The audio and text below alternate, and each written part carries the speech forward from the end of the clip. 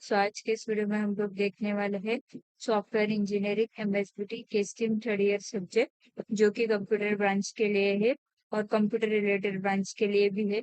ये सब्जेक्ट कौन कौन से ब्रांच के लिए इसका वीडियो मैंने डाला है, अगर आपने वो देखा नहीं होगा तो जाके देख लो। इस चैनल के ऊपर मैंने कंप्यूटर रिलेटेड ऑपरेटिंग सिस्टम ये सब्जेक्ट भी स्टार्ट किया है कंप्यूटर ब्रांच रिलेटेड। सो अगर आपने वो भी नहीं देखा हो तो जाके देख लो। हम लोग का ऑपरेटिंग सिस्टम का 2 चैप्टर्स पूरा कंप्लीट हो गया है। तो आपने देखा नहीं होगा तो एक बार विजिट करके देख लो। अगर आपको कुछ भी डाउट होगा उस पर तो आप कमेंट सेक्शन में पूछ सकते हो। तो आज के इस वीडियो में हम लोग देखने वाले हैं सॉफ्टवेयर फेलियर कर्व। पिछले वीडियो में हम लोगों ने देखा था हार्डवेयर फेलियर कर्व, उसका ही सेम सॉफ्टवेयर फेलियर कर्व। उसके अंदर पहले आपको एक राइट एंगल निकालना है, ये देख सकते हो आप लोग। उसके अंदर आपको फेलियर रेट और टाइप सेम है हार्डवेयर फेलियर कर्व के जैसा। ओके, सो यहाँ पे आपको एक कर्व निकालना है, उसके अंदर और एक कर्व निकालना है, उसके अंदर चेंज, फिर increase failure rate due to side effect, मतलब साइड इफेक्ट की वजह से फेलियर रेट यहाँ पे इंक्रीज हो रहा है वो, और ये एक्चुअल कर्व। ये सब चीजें आपको लिखती है कैसे कैसे आपको डायग्राम निकालना है। ओके, ये डायग्राम 2 मार्क्स के लिए आता है, इसका एक्सप्लेनेशन 2 मार्क्स के लिए आता है, ऐसा टोटल 4 मार्क्स का रहता है। ठीक है, तो हम लोग देखते हैं सॉफ्टवेयर फेलियर कर्व क्या रहते हैं। The above figure show the software failure rate. Software का फेलियर रेट जो रहता है वो ए फिगर के अंदर दिखाया है। Okay, software is not highly affected by environmental effects. जैसे कि आप लोगों ने पिछले वीडियो में देखा था कि हार्डवेयर एनवायरमेंटल इफेक्ट्स की वजह से ज्यादा अफेक्टेड रहता है, मतलब जो भी हार्डवेयर के अंदर फेलियर्स रहते हैं वो एनवायरमेंटल इफेक्ट्स की वजह से रहते हैं।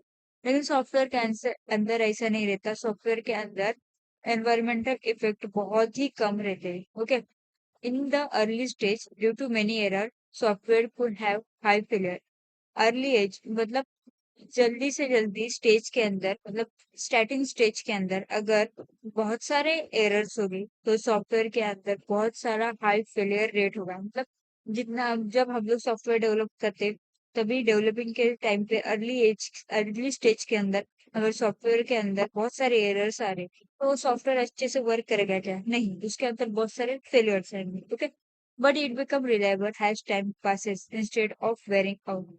लेकिन जैसा जैसा टाइम बीतता जाता है वैसा वैसा सॉफ्टवेयर एकदम अच्छे से रिलायबल परफॉर्म करता है। Okay, one software is made it has longer life span. एक बार सॉफ्टवेयर बन गया तो उसका लाइफ स्पैन जो होता है वो बहुत ज्यादा रहता है। हार्डवेयर का कैसा रहता है, जैसे हम लोग यूज करते हैं वैसा उसका लाइफ स्पैन जो होता है वो कम होता है। लेकिन सॉफ्टवेयर का वैसा नहीं रहता, सॉफ्टवेयर का लाइफ स्पैन जो है वो बढ़ते जाता है। Okay, in actual curve, we can see that software may have increased failure rate as it become obsolete as the environment in which it was developed changes. जो एक्चुअल कर्व है उसके अंदर क्या है, फेलियर रेट इंक्रीज है। क्यों? क्योंकि जो एनवायरनमेंट है उसके अंदर वो बना है सॉफ्टवेयर, तो उसके अंदर अगर कुछ चेंजेस हुआ तो जो सॉफ्टवेयर का फेलियर रेट है वो बढ़ जाता है। Okay, spike in the curve is if due to chance of maintenance and side effect. जो स्पाइक है किसमें, कर्व में, वो क्यों? एक तो मेंटेनेंस का चांस, नहीं तो साइड इफेक्ट। साइड इफेक्ट की वजह से भी वो बढ़ जाता है और मेंटेनेंस की वजह से भी वो बढ़ जाता है। सॉफ्टवेयर में be retire due to new requirement. अगर हम लोग का रिक्वायरमेंट बढ़ गया तो हम लोग को नया सॉफ्टवेयर बनाना पड़ता है, इसके वजह से ही सॉफ्टवेयर रिटायर होता है। Okay, so software doesn't wear out. Okay, software wear out नहीं होता। ये है सॉफ्टवेयर फेलियर कर्व। तो इसके बारे में आपने अगर इतना पॉइंट्स लिखा और आपने डायग्राम बनाया तो इजीली आप पास हो जाओगे, आपको 4 आउट ऑफ 4 मार्क्स मिल जाएंगे। ओके, सो हम लोग देखते software is engine not manufacture like hardware. जो हार्डवेयर रहता है उसको हम लोग को मैन्युफैक्चर करना पड़ता है, लेकिन वो सॉफ्टवेयर जो रहता है उसको मैन्युफैक्चर नहीं करना पड़ता है हार्डवेयर की जैसे। ओके, देखते हैं हम लोग। Once a product is manufacture it is not easy to modified it. एक बार अगर कोई प्रोडक्ट हम लोगों ने बनाया, बनाने के बाद उसके अंदर चेंजेस करना, मॉडिफाई करना उसको, ये इजी काम नहीं है, इसके लिए ये बहुत डिफिकल्टी रहती है। While in the case of software we can easily change और मॉडिफाई और change for the later use. लेकिन सॉफ्टवेयर को बनाते ही ऐसे कि वो इजीली कभी भी चेंज हो सके, कभी भी मॉडिफाई हो सके, according to the user requirement वो वर्क कर सके। ओके, तो ऐसा ही सॉफ्टवेयर को बनाते हैं। Okay, even making multiple copies of software is very easy task rather than it is much more thought in the case of hardware. जो hardware रहता है उसका अगर हम लोग को कॉपीज बनाना है तो हम लोग को बहुत टाइम, बहुत कॉस्ट कंज्यूमिंग रहता है, लेकिन सॉफ्टवेयर का वैसा नहीं रहता। सॉफ्टवेयर के अंदर हम लोग इजीली बहुत सारी कॉपीज बना सकते हैं और उसको पब्लिश भी कर सकते हैं। उसके अंदर हम लोग मल्टीपल चेंजेस भी कर सकते हैं और उसको मल्टीपल टास्क भी अलॉट कर सकते हैं, लेकिन हार्डवेयर में ऐसा नहीं रहता। In hardware costing is due to assembly of raw material and other processing expenses, while in software development no assembly need like hardware।